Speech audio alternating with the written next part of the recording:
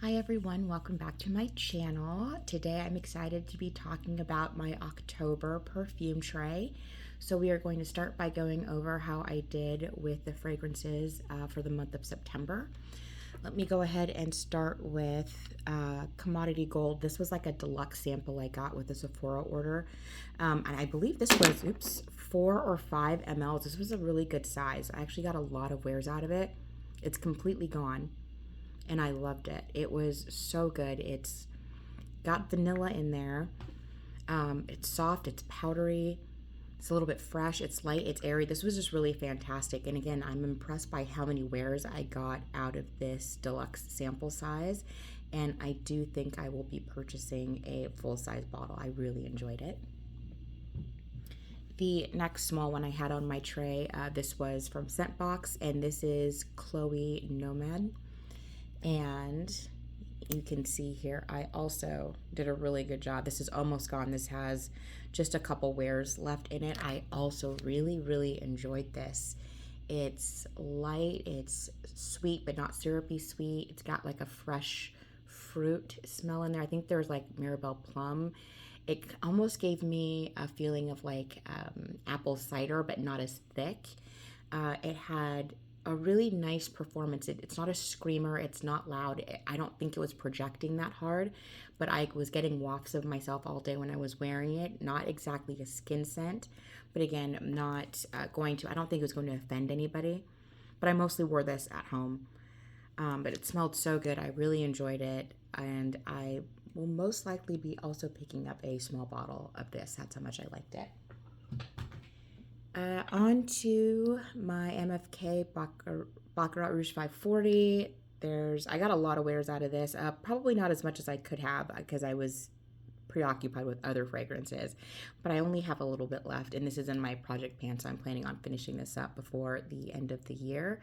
This is just one of my favorites. It smells so good. It's light, it's airy, it's sweet, it's woody.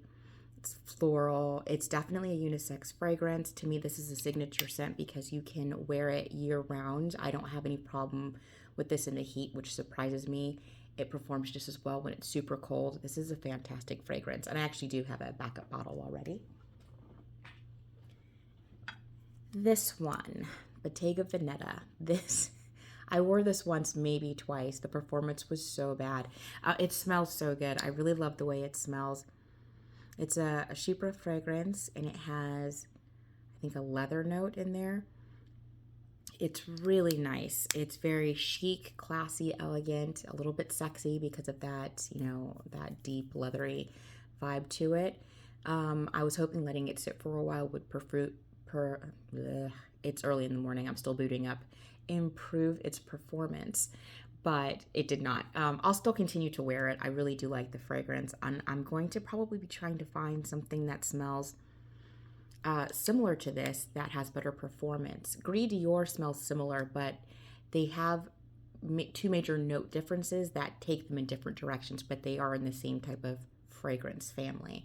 But I did enjoy this, but I was really focused on things that I was getting a lot of enjoyment out of.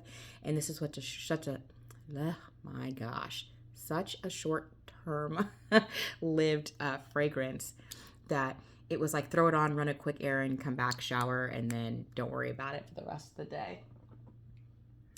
The next one I have is a Clean Reserve Skin. This is one of the fragrances I like to reach for when I want to smell good, clean, not too overpowering, or I don't know what to wear.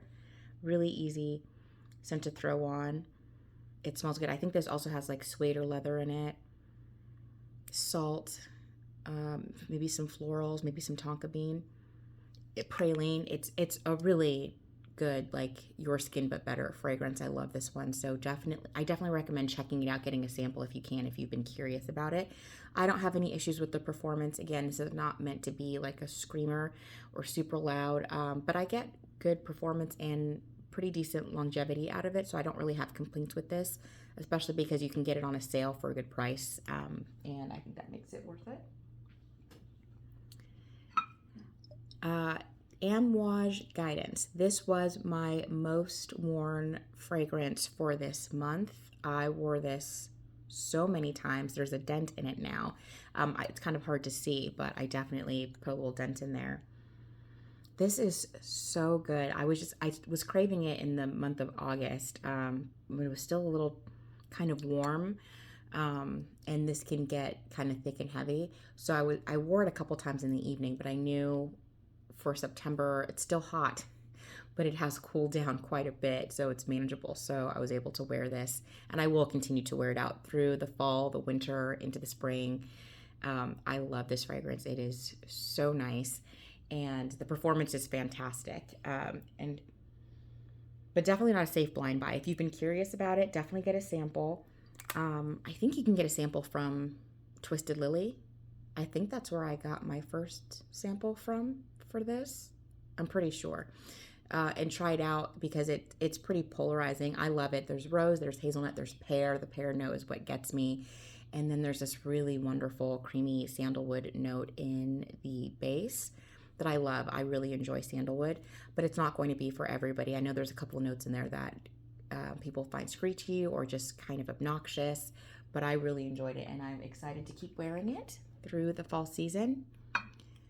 And I also had Juliet Has a Gun Pear Ink, and I did put a little bit of a dent in this one. I wore this quite a few times. It smells so good. It's just, I get this really nice, ripe, green, juicy pear, and then all those nice, like, molecular, musky notes to go with it. On my skin, it lasts all day. I do not have an issue with performance. I do not have an issue with the pear note disappearing on me. Some people do, so this is definitely one I would recommend getting a sample of and trying before you buy, just to see how it reacts with your skin chemistry or how your nose interprets what's going on. But I love this one. It's a great, clean, fresh, throw on and go type of fragrance. And then Gris Dior by Christian Dior. I wore this also quite a few times. This is what I just ended up reaching for instead of Bottega Veneta when I was looking for that Chypre vibe for a fragrance, because this one actually has fantastic performance, in my opinion. Again, it's not super loud and overbearing. It's very classy, chic, elegant, sophisticated. It's good for all types of occasions. I find it to be unisex. It's very earthy, especially in the opening. But then you have like the bergamot and the rose that kind of comes in and settles that down and gives it just this really fresh, soft, almost like dew-dropped type of vibe to it. I really love this fragrance. It's such an easy wear for me. And you can't tell that I put another little dent in there because the bottle is massive. This is the 250 ml bottle. I really liked the design, and they didn't have it in the, I think it's like a not a 1.5, maybe the 3 point something. They didn't have it in the normal standard size bottle, so I just got this one and figured I just won't have to repurchase it ever again in my entire life, which is okay. So now let's move on to the fragrances that I'm excited to wear for the month of October. Okay, so I like to kick off the fall with one of my favorite fragrances that I can't really wear much in the summertime because where I am, it's too hot. The pink pepper note jumps out and just screams at me all the time, but as soon as it cools down, this is one of the ones I like to reach for a lot. This is my second bottle. This is the Valentino Donna Born in Roma, and this is blackcurrant, jasmine, bourbon vanilla, cashmere. I love this fragrance. It's really good. I always say that it reminds me of an elevated version of the black raspberry vanilla fragrance from Bath & Body Works, which was one of my favorites and was discontinued. And I know sometimes they bring it back, but I'm glad to have this in my collection instead. And now that it's cooled down, still hot, but it's cooled down quite a bit. Now I can get away with wearing it. And so I'm anticipating reaching for it a lot this fall and winter and into spring. The next one is one of my favorite fragrances in my collection. This is Kayali's Deja Vu White Flower. This is my favorite Kayali fragrance. It has pear and nectarine, which gives it this really beautiful, juicy type of opening. There's a lot of white florals, so if you don't like white florals, it's not a safe blind buy. I believe there's gardenia, maybe tuberose, jasmine, maybe orange blossom. I can't remember. And then there's vanilla, I think some musk, and I think sandalwood also in the base. And oh, I love this. I find this to be a very addicting fragrance. When I wear it, I just sniff myself almost obsessively all day long. I really love it. This is also my second bottle of this. I started off with the 50 ml, went through it, and went and got the 100 ml, and have already made this dent in it this year. So I'm excited to be able to wear this again now that it's cooled down a bit. Let me actually move on to this one real quick. I've got another one from Scentbox, and this is Nishane Ani. I think that's how you pronounce it. Maybe it's Annie, but I think it's Ani. So this is basically unused. I think I've spritzed it once or twice when I first got it. Did not like it. I can't remember exactly what it smelled like though. I remember spritzing out saying, oh no, that is not for me. But I decided to keep it because I have learned that tastes change sometimes after a fragrance been decanted. It just needs time to settle. Maybe I'll appreciate it more in a different season. I don't remember when I bought that. So now that it's cooler, maybe it was just too hot when I tried it on. But I want to give it another chance and see how I like it. So I thought this would be a good time to give it another wear. And after wearing the Commodity Gold last month, I started craving my MFK Gentle Fluidity Gold. It's that same soft powdery vanilla, which is funny because I always talk about I'm not a huge vanilla lover. Like I love vanilla in fragrances, but just a straight up vanilla fragrance is not really my jam. I don't like to smell foodie very often. Every once in a while it's okay, but most of the time I don't want to smell like food for my fragrances. It's just not appealing to me, even though the fragrance smells fantastic. This is different though because this is not really a gourmand vanilla. Again, it's soft, it's powdery, it has juniper berry in there. Another favorite fragrance of mine from Bath & Body Works before they discontinued it was Juniper Breeze. I'm so sad. They need to bring that back. And so I guess that's just a note I really like because I've started to notice when I sample out a fragrance and it has juniper berry in there, I just really love something about that fragrance. This smells so good, very classy, very elegant. This is a compliment getter for sure. So I thought this would be a good time to put it back on my tray. I notice if I don't put it on the tray, I tend to neglect it. I'm not sure why, but I enjoy wearing it. It's nice. But again, I think it's because it's a vanilla fragrance. I just don't think to reach for it that often, but I'm going to this month. Here is a fragrance that was on my chopping block video. This is Kilian's Angel Share. And this one, I really love the way this smells. It's warm, it's sweet, there's cinnamon, it's boozy. It smells like fall and it's cozy. It's very, very good. I really, really love the way it smells. It's not on the chopping block because I don't like the way it smells or the performance is bad. I just don't get enough wear out of it. I bought this in a set that also came with the travel spray. So I was just going to keep the travel spray because then when the holidays roll around and I want to wear this, I spritz it and then that's enough to last me for a while because I'm not wearing it that often. But I thought, let me do with this fragrance what I do with some of my summer fragrances, which is I'm going to put this on my tray in October and leave it on for the rest of the year. That way it'll force me to really wear it and get to know it better and see if this is just something I'm only in the mood for during the holiday season and I don't need a huge bottle, or if it actually is something that I would be inclined to wear more often and I just put it like kind of in this little slot of being a holiday fragrance for no good reason and I'm being unfair to it. So this will be on my tray for the rest of the year and I am definitely going to start wearing it this month. Just to kind of get a really good idea of how often I'm going to be wearing this in my real life day-to-day type of experience. The next one I have here, I'm super excited to wear. This is another one of my top 10 favorite fragrances in my collection. This is the Armani Prive Bleu Turquoise. I love this fragrance. This is another vanilla. So maybe I don't dislike vanilla fragrances as much as I thought I did. But again, this is not a gourmand foodie vanilla. This is a salty vanilla. It's got a little bit of a mineral aspect to it. There's black pepper, there's cypriol oil. I believe there's ylang ylang in here, so it has almost a tropical feel. This is a really interesting, unique fragrance that I think gets interpreted very differently by a lot of people. Someone else smelled this and said they picked up a lot of the black pepper. I don't pick up the black pepper unless like I'm wearing it, and then if I go and shower and it was still pretty strong on my skin, all the other notes wash off, but that black pepper remains. I don't like that. But just wearing it normally, I don't pick up the black pepper that much. But I do get the salty vanilla. I get the tropical kind of vibe to it. And when it starts to cool down, like this is great in the summertime, but I noticed I don't enjoy it as much in the summer as I do when it's cooler out. And I think it's because when I'm smelling this, it makes me think of being on like a beach resort where there's like this nice breeze. It's a nice warm day, but it's not hot. It's not cold, but there's a nice cool breeze.